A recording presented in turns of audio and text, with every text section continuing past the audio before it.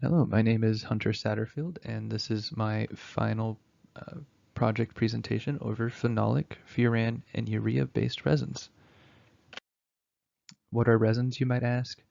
A resin is a highly viscous liquid polymer that is used in many different ways throughout everyday life at the moment. Uh, the best example I could think of for how a resin acts in the liquid form is syrup, and this is because they are both highly viscous materials. And like syrup, if you tilt it from a resting position, a resin won't want to flow as easily. And this is because it has a high friction for liquid, and that is why it is given the name as a high viscous material or high viscosity material. And then resins can be produced from either plants organically or from synthetic materials. The first resin we're going to talk about is phenolic resins, and this is the most versatile resin currently used today because it has a wide range of applications. Common phenolic resins are Bakelite, which was the first commercialized resin, Novatext, which is cotton fiber reinforced phenolic, which is the common use for Bakelite, and then Ebinol, which is paper-filled phenolic resins.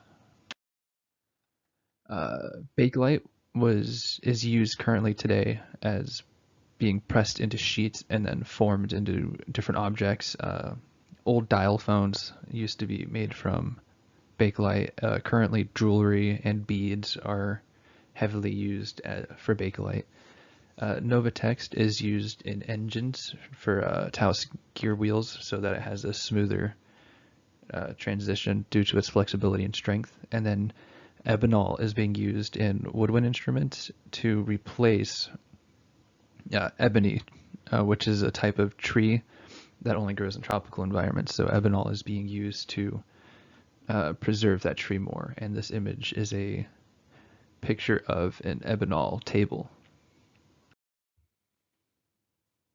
The next resin is furan resins, which get its name because they are synthesized from furfuryl alcohol and furfurol, and then they are heavily used in foundry work. Common furan resins are Hetron 800 and Q-Core 1001. And the image to the right is furan resins in a crystalline form. And then Hetron 800 is used in corrosion resistance for pipes, tanks, fume hoods, and a lot of other materials that follow along those lines.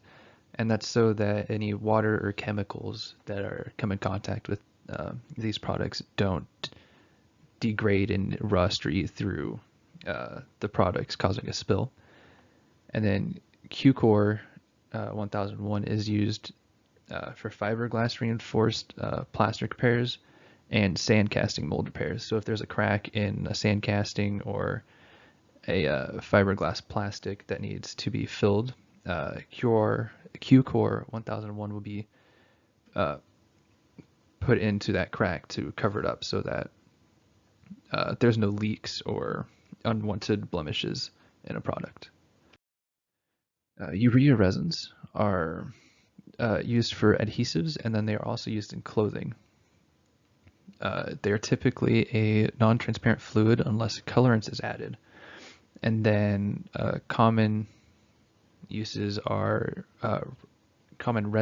rayon and corduroy. And then in this image we have a bunch of different urea buttons.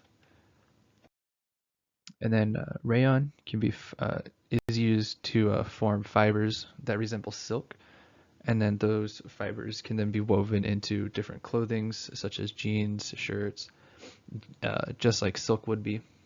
And it is cheaper to produce than silk is at the moment and better for the environment. And then urea resins are also heavily used in farming. They are put in the ground to slowly release CO2 and NH3 to fertilize the plants better. And then this is thought to be a health risk due to excess NH3 being put into the plants that we then consume.